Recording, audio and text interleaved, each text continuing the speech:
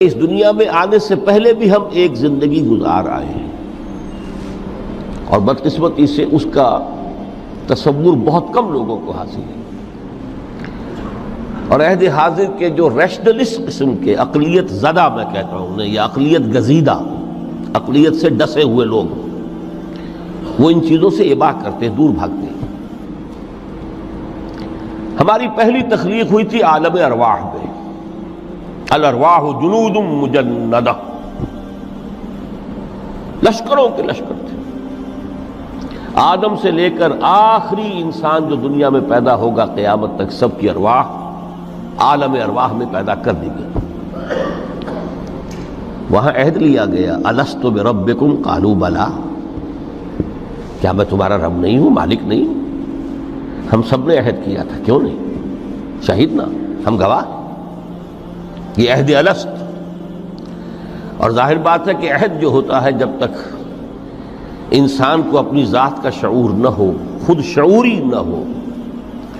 آپ دنیا میں معاہدہ کرتے ہیں تو کہتے ہیں کہ بقائمی ہوش و حواس میں یہ عہد کر رہا ہوں، معاہدہ کر رہا ہوں، تو ظاہر بات ہے کہ اس وقت ہم تھے اور ہوش و حواس کے ساتھ تھے، خود شعوری کے ساتھ تھے،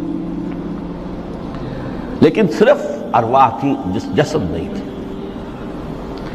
اور یہی ہے وہ مقام جس کے بارے میں حضور نے سے جب پوچھا گیا کہ متى وجبت لک النبوۃ یا رسول اللہ، اللہ کے رسول آپ کو نبوت کب ملی؟ تو آپ نے فرمایا والآدم بین الماء والطین، ابھی آدم کا حیولہ جو ہے ابھی گارا گوندھ ہی رہا تھا، پانی اور گارے کے درمیان ہی تھے آدم، کہ میں اس وقت بھی نبی تھا۔ عالم خلق کا ابھی آغاز نہیں ہوا، ابھی عالم ارواح میں بھی جو تمام ارواح ہیں وہ اپنی امتیازی شان کے ساتھ ہیں۔ روح محمدی صلی اللہ علیہ وسلم، جس سے اگر نور محمدی کہیں تو غلط نہیں ہے، اس لیے کہ ارواح کا جو مادہ تخلیق ہے وہ نور ہے، جیسے فرشتوں کا مادہ تخلیق نور ہے۔ مسلم شریف میں حضرت عائشہ صدیقہ رضی اللہ تعالیٰ عنہ سے روایت موجود ہے، اللہ نے فرشتوں کو نور سے پیدا کیا۔ روح، فرشتے روح ہیں، ارواح ہیں، روح القدس، روح الامین، اور ارواح انسانیہ بھی روح ہے، یہ سب ان کا مادہ تخلیق نور ہے۔ اس وقت ہم پیدا کیے گئے، صرف ارواح کی شکل میں ہم سے عہد لیا گیا اور پھر سلا دیا گیا۔ یہ پہلی موت تھی جو ہم پر وارد ہوئی ہے اس دنیا میں آنے سے پہلے، اس لیے کہ سورہ مومن کی ایک آیت میں فرمایا گیا ہے کہ جہنم میں لوگ جو ہیں فریاد کریں گے، ربنا امتنا اثنتین واحییتنا اثنتین فاعترفنا بذنوبنا فہل الی خروج من سبیل۔ اے اللہ، تو نے ہمیں 2 مرتبہ مارا، 2 مرتبہ زندہ کیا، تو اب ایک مرتبہ اور صحیح، کیا یہاں سے نکلنے کا بھی کوئی راستہ ہے کہ نہیں؟ اتنے مراحل سے تو ہمیں لے کر آیا ہے، ایک مرحلہ اور سی۔ تو یہ 2 موتیں کون سی ہیں؟ پہلی موت وہ تھی جب ارواح کو موت کی نیند سلا دیا گیا۔ پھر عالم خلق، جسے آج سائنٹسٹ کہتے ہیں، جس کا نقطۂ آغاز ہے بگ بینگ، عالم ارواح اس سے پہلے کی شے ہے، اس تک سائنس نہیں پہنچ سکتی، وہ سائنس سے ماوراء ہے۔ لیکن جہاں سے سائنس شروع ہوتی ہے وہ عالم خلق کا آغاز ہے، بگ بینگ سے۔ وہ پھر مختلف مراحل، تنزل کے مراحل بھی آئے، ارتقاء کا مرحلہ بھی آیا، تفصیل میں جانے کا موقع نہیں ہے۔ بہت سے تنزلات کے مراحل اور بہت سے ارتقاء کے مراحل طے کر کے آدم تیار ہوا ہے۔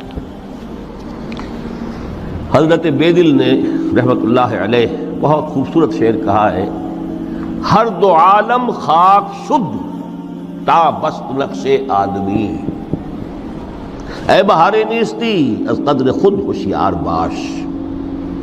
یہ پوری جو بھی کائنات کا جو سلسلہ شروع ہوا، بگ بینگ، اور بہت بڑے بڑے جو ناری کرے تھے جن کی کہ حرارت کا جب تذکرہ کرتے ہیں سائنسداں تو trillions and trillions of foreign height, یہ ان کی اس وقت اس کی جو حرارت کا عالم تھا۔ لیکن پھر وہ ٹھنڈے ہوئے، کچھ اس میں سے کوئی، پھر خاک کی تہ جو ہے زمین کے اس کرے پر آئی، ہر 2 عالم خاک شد۔ یہاں سے اب آدم کا حیولہ تیار ہوا تا بست نقش آدمی، اس کے بعد ارتقائی مراحل ہیں، اور پھر آدم کی وہ روح جو کولڈ سٹوریج میں تھی جب وہ لا کر پھونکی گئی ہے، جسد آدم جو ہے وہ مسجود نہیں تھا، مسجود تو تب بنا ہے جبکہ اس میں روح آدم وہ لا کر پھونک دی گئی۔ فَإِذَا سَوَّيْتُهُ وَنَفَخْتُ فِيهِ مِن رُوحِي فَقَعُوا لَهُ سَاجِدِينَ۔ یہاں سے حیات دنیاوی کا آغاز ہو گیا۔ پھر وہ سلسلہ تناسل ہے، آدم اور حوا کی نسل میں سے ہر بچہ 4 ماہ کے بعد جب اس کا ایک حیولہ رحم مادر میں تیار ہو جاتا ہے، حدیث ہے متفق علیہ عبداللہ ابن مسعود سے رضی اللہ تعالی عنہ، اور جس کے اندر آغاز میں وہ کہتے ہیں کہ حضور نے ہمیں یہ بتایا وَهُوَ الصادق المصدوق، دیکھنا تم کہیں شک میں نہ پڑ جانا، محمد کون ہے؟ الصادق المصدوق، جو سچے ہیں، جن کی سچائی کی اللہ گواہی دیتا ہے، کہ رحم مادر میں 40 دن تم نطفے کی شکل میں ہوتے ہو، پھر 40 دن علقہ کی شکل میں ہوتے ہو، پھر 40 دن تو مضغہ کی شکل میں ہوتے ہو، پھر اللہ تعالیٰ فرشتے کو بھیجتا ہے جو اس میں روح پھونکتا ہے۔ وہی عمل جو آدم کے جسد حیولہ کے ساتھ ہوا تھا، ہر ابن آدم اور بنت آدم کے لیے وہی عمل ہے کہ جو رحم مادر میں 4 مہینے کے بعد دہرایا جاتا ہے۔ یہاں سے حیات دنیاوی شروع ہوئی، پھر موت، یہ دوسری موت ہے۔ اب پہلی موت تو وہ تھی، لیکن دوسری موت یہاں سیپریشن ہو جائے گی۔ جو زمین سے آیا تھا تخلیقی مادہ، وہ جسم میں زمین میں گیا، گل سڑ کر ختم ہوا۔ جو وہاں سے روح آئی تھی وہ اس زمینی وجود کا جو لب لباب ہے، جان، نفس، اس کو لے کر اپنے ساتھ، اور وہ جائے گی عالم بالا کو۔ پھر یہ ایک وقفہ ہے، پھر بعد بعد الموت ہے۔ تو احیاء بھی 2 ہو گئے، ایک مرتبہ پہلی موت کے بعد زندہ کیا اس عالم میں، آنکھ کھلی اس عالم میں ہماری، یہ پہلا احیاء تھا۔ کیف تکفرون باللہ وکنتم امواتا فاحیاکم ثم یمیتکم ثم یحییکم ثم الیہ ترجعون۔ دوسرا احیاء وہ ہوگا قیامت کے دن بعد بعد الموت، اور پھر اس کے بعد وہ زندگی ابدی زندگی ہے، ہمیشہ کی۔ یہ تصور سامنے رکھیے۔ تو یہ جو تھوڑا سا وقفہ، یہ تو زندگی بہت طویل ہے، تو اسے پیمانہ امروز و فردا سے نناب جاویداں پیہم دماں ہر دم جمع ہے زندگی۔ اس میں یہ وقفہ جو ہے خلق الموت والحیات لیبلوکم ایکم احسن عملا، یہ اس جسد کے ساتھ اس روح کا اتصال، اور یہ 30 40 50 60 70 80 100 برس کی عمر، یہ ایک وقفہ ہے، یہ امتحانی وقفہ ہے، تمہیں جانچا جا رہا ہے، پرکھا جا رہا ہے۔ ایکم احسن عملا۔ اب اگر تو 2 چیزیں انسان پر واضح رہیں، اور نہ صرف واضح رہیں، مستحضر رہیں۔ واضح تو ہو جاتی ہے ایک چیز، پھر آدمی بھول جاتا ہے، تو کوئی فائدہ نہیں دیتا اس کے۔ مستحضر